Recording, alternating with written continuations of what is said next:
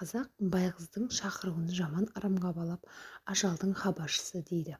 Даусы ащы, жағымсыз, көктем, жазда түн жамылып ағашқа, бағанаға қонақтайды. Түнімен сұңқылдап төңіректің тынышын бұзады. Бұл жайында көнеден келе жатқан аңыз көп. Бұрын бір елде дәулетті өмір сүрген отбасы болыпты.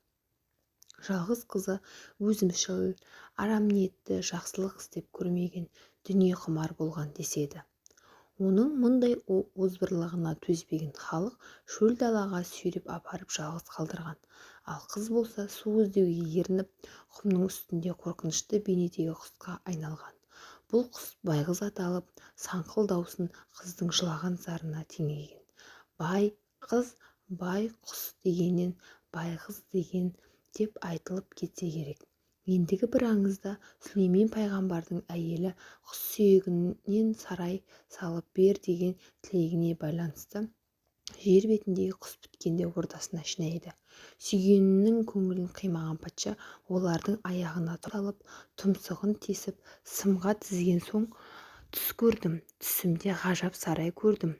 Досым Жебірейіл, құс сүйек деген сарай осы. Кілең құс сүйегінен салынған деді. Сол сарайға аңсарым әбден ауды. Мен сондай сарай тұрғызам деген арманым бар дейді. Құс біткен басын иіп, патшам ием, сіздің қажеттігіңізге жараса жанымызды алыңыз, сарайыңызды салыңыз, біздің сүйек сіздің жолға садақа дейді. Сол кезде бөдене бұлтылдап, арамызда байғыз жоқ дейді. Қараса байғыз келмепті. Сүлеймен қаһарланып, қаршыға байғызды дереу дәргейіме жеткіз дейді. Қаршыға байғызды алып келді. Патша оған шақырғанда неге келмейсің деп ақырды. Байғыз басын шайқап, тақсыр, ой үстінде әміріңізді естімей қалдым деп жауап береді. Патшаның әмірінен күшті қандай ой? Дүниеде жазық көп пе, төбе көп пе? Соны санап ойланып отырғаным дейді байғыз. Сүлеймен: әрине жазық көп. Сол да сұрақ болып па? Жоқ патшам, мен санасам дүниеде төбе көп екен. Қалайша төбе көп? Тақсыр: мен өлген адамның моласын қосып санадым. Әрбір адам өлген соң бір төбеге айналады екен дейді құс. Сүлеймен сөзден тосылып қалып: тағы не санадың? Дүниеде тірі көп пе, өлі көп пе? Соны да санадым тақсыр, дейді байғыз. Сүлеймен: әрине тірі көп. Жоқ тақсыр, қанша санасам да өліден тірінің саны аспады. Қалайша? Мен күн шыққанша ұйықтайтын адамдарды да өліге қостым дейді. Сүлеймен бұл жолы да сөзден тосылды. Тағы нең бар санаған? Дүниеде еркек көп пе, әйел көп пе? Соны да санадым дейді байғыз. Сүлеймен жалт қарап: иә, кімдер көп екен? Әйел көп. Қалайша? Әйелінің тілін алатын еркекті де мен әйел санатына қостым дейді құс. Сөз төркінін түсінген Сүлеймен патша қателігін түсініп құстарды босатады.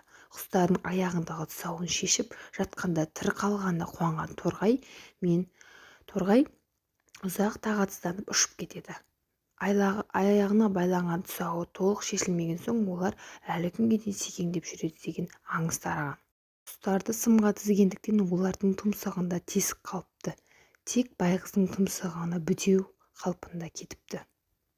Ал енді тағы мынау нұсқасын мен бала кезімнен естіп өстім. Ел аузындағы аңыз әфсана бойынша ертеде бай қуатты бір байдың қызы жарлы Жақыбайдан шыққан жігітпен көңіл қосыпты.